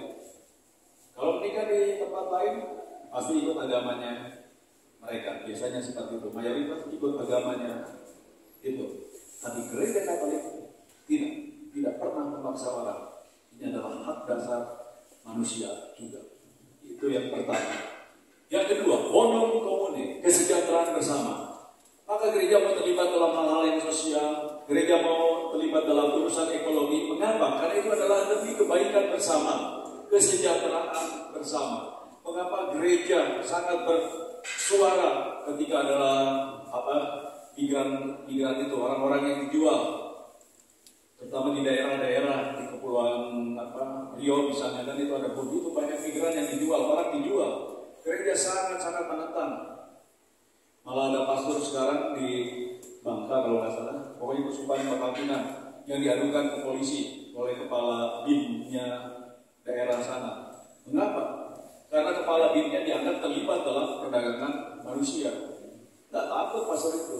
Mau dilaporkan polisi, wah, begitu dilaporkan polisi, di t-shirtnya langsung membela, melindungi si pastor ini. Pastor itu benar katanya. Maka kepala BIM kalau nggak salah ya, kepala BIM itu dikorek-korek sejarah hidupnya seperti apa, kan ada jejak digitalnya. Akhirnya laporannya nggak diteruskan lagi. Membela manusia ini supaya sejahtera, jangan sampai diperbudak, diperdagangkan. Lalu ada solidaritas, kita sudah tahu maknanya solidaritas itu apa. Kita solidar dengan yang sakit, bantuan supaya semua orang sejahtera. Paulus sangat solider dengan orang-orang yang di penjara juga. Kamis Putih, dia datang ke tempat itu. Kalian tetap manusia yang berharga. Kamis Putih kan selalu Paus Fransiskus merayakan Kamis Putih di penjara. Pembasuhan kaki di penjara. Agamanya apapun, gendernya apapun, dilakukan oleh Paus. Siapapun. Tanda solidaritas dengan orang yang dikucilkan, yang tidak bebas. Pastor-pastor ada juga yang mau mengikuti itu. Agama apapun, nggak apa-apa lah, cuci kaki. Sempat kan seperti itu, ramai. Teolog-teolog di Turki ramai sekali. Wah, ini Paus nggak benar katanya, memberi contoh yang nggak benar. Contoh ini kan mau diikuti terus. Ada imam yang mau mencuci kaki orang agama yang lain dalam perayaan Ekaristi Kamis Putih. Gender yang berbeda, perempuan misalnya, seperti itu. Terus para liturgisnya berkata, Paus bebas melakukan apapun. Kalau imam-imam di paroki-paroki mau melakukan seperti Paus, harus jadi Paus dulu katanya. Mau mengatakan, lu jangan macam-macam, pastor-pastor, jangan cuci kaki orang yang nggak jelas hitungannya lah. Nggak jelas itu maksudnya agamanya berbeda. Nggak boleh oleh kaum liturgis itu dilarang keras. Gender juga nggak boleh. Perempuan misalnya. Tapi ada juga yang proyek bebek. Pura-pura aja kita nggak tahu. Yang penting yang dilaporkan ke Vatikan. Karena kalau dilaporkan ke Vatikan, ada radarnya mereka. Wah, di paroki Santo Laurentius Bandung terjadi pencucian kaki pada hari Kamis Putih kepada ibu-ibu misalnya. Wah, itu bisa langsung ada teguran. Jadi solidaritas dengan seluruhnya, subsidiaritas. Apa yang bisa dilakukan oleh kelompok-kelompok kecil, jangan diambil alih. Itu maksud subsidiaritas. Bukan ngasih subsidi ya, beda dengan subsidi. Subsidi kan ya memberi dana, memberi bantuan. Subsidiaritas, apa yang bisa dilakukan oleh kelompok kecil, oleh komunitas, jangan diambil alih oleh semuanya. Dalam hal sosial misalnya, kalau dalam hal bernegara ada yang namanya otonomi daerah, itu adalah subsidiaritas. Jadi kewenangan pusat diberikan kepada daerah. Kalau dalam urusan gereja, nggak perlu semuanya ditangani oleh keuskupan. Persiapan katekumenat misalnya, komuni pertama nggak perlu dipusatkan di keuskupan, tapi bisa dilakukan di daerah-daerah. Itu subsidiaritas. Dan yang kelima adalah option for the poor, preferential, lebih tepatnya adalah preferential option for the poor. Lebih memilih memperhatikan orang-orang yang miskin, berpihak tanpa melupakan yang lain. Itu adalah option for the poor, ketegasan berpihak pada mereka yang tertindas. Jadi bukan miskin sekedar miskin harta ya. Bisa aja orang-orang yang tertindas, orang-orang yang terbelenggu, orang yang tidak bisa ngapa-ngapain, orang yang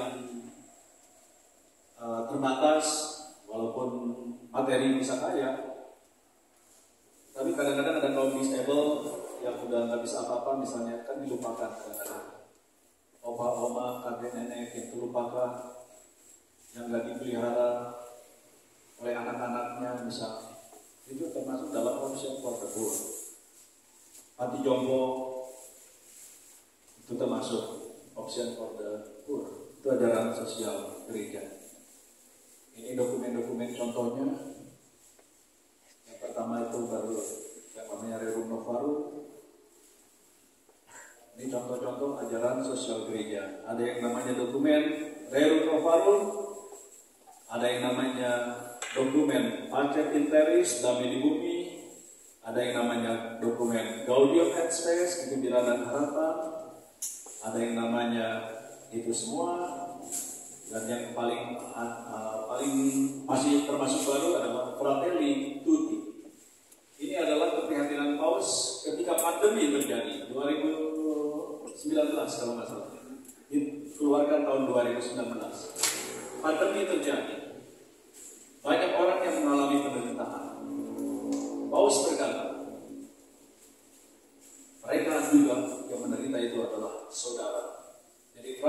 Fraternis Tutti, artinya semua bersaudara.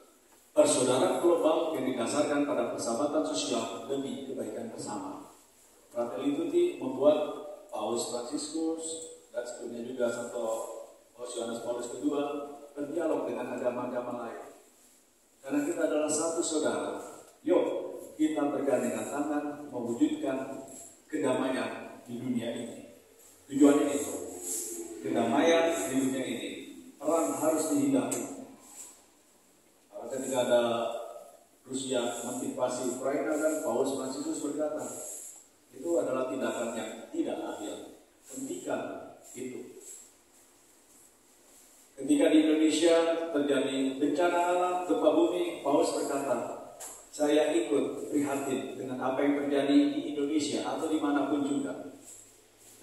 Kita berdoakan supaya yang terkena bencana tetap tenang, kuat dan tabah, dan banyak orang mau membantu.